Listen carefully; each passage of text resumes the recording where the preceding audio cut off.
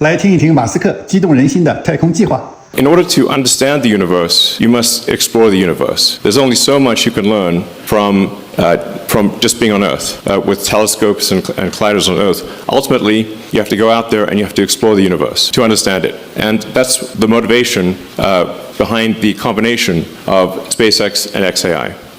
Is to accelerate humanity's future in understanding the universe and extending the light of consciousness to the stars. So, in the grand scheme of things, when you look at how much energy Earth is actually using for civilization, we're only right now using, call it roughly 1% of the potential energy of Earth.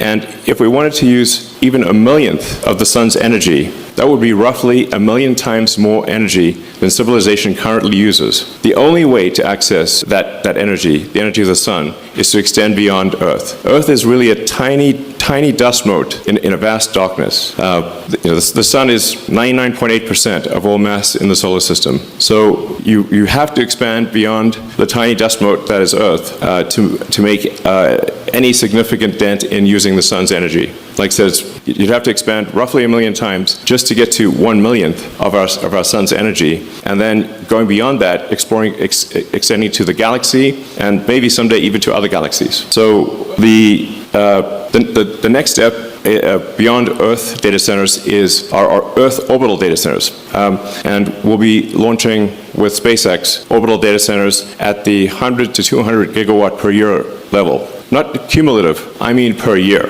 And ultimately, we see a path to maybe launching as much as a terawatt per year of compute from Earth. But what if you want to go beyond a mere terawatt per year? In order to do that, you have to go to the moon. So by having factories on the moon, building AI satellites, and having a mass driver, which is the kind of thing you really only learn about or read about in science fiction, but we're going to make it real. We're actually going to have a mass driver on the moon. And if you do that, you can go several orders of magnitude greater. You can go to 1,000 gigawatts or more per year, and ultimately get to maybe 1,000,000th and then 1,000th and maybe even a few percent of the sun's energy. It's difficult to imagine what an intelligence of that scale would think about, but it's going to be incredibly exciting to see it happen. I really want to see the mass driver on the moon that is shooting AI satellites into deep space. It's going like shoom, shoom, just one after the other.